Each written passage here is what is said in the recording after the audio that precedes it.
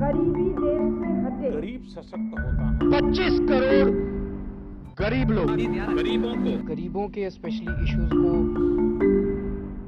With every fifth Indian still below the poverty line, India is one of the poorest countries in the world. For years, politicians have been fighting elections on the promise of eradicating poverty. But what exactly is poverty?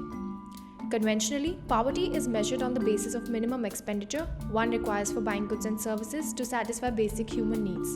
This expenditure is the poverty line, and this basket of goods and services is called the poverty line basket. Households with their expenditure below this line are below poverty line. According to India's poverty line, if you earn more than 32 rupees per day, you're not poor. That roughly translates to 19 rupees 53 paisa on food per day, 1 rupee 63 paisa on rent and conveyance, 1 rupee 32 paisa on healthcare, 99 paisa on education, 2 rupee 36 paisa on footwear and clothing, and 96 paisa on personal items. A penny more and you wouldn't qualify for poverty alleviation schemes.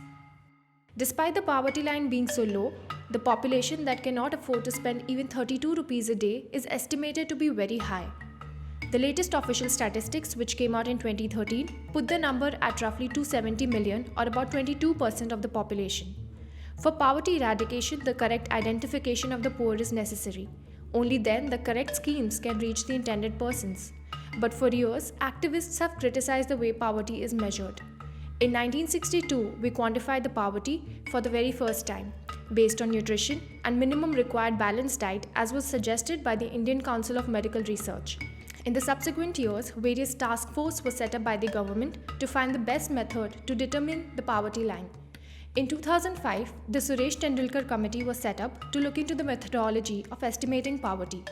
The committee included expenditure on health and education in the poverty line basket, which was previously not included, assuming that the state provides for free healthcare and education.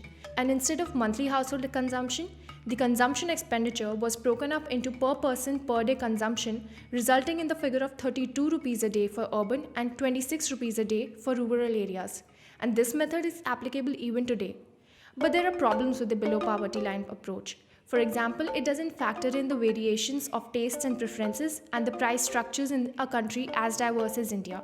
And it also doesn't take into account the condition of the poor people, their health or malnutrition, their lack of access to clean water or electricity, and their limited access to education. Further, the current poverty line lists a vast number of people who are actually poor as being above the poverty line. To overcome these hindrances, the Ministry of Rural Development set up an expert committee in 2011 to measure poverty more holistically. It looked at socio-economic and caste dimensions for certain schemes to uplift economically weaker sections, but it didn't affect the poverty line.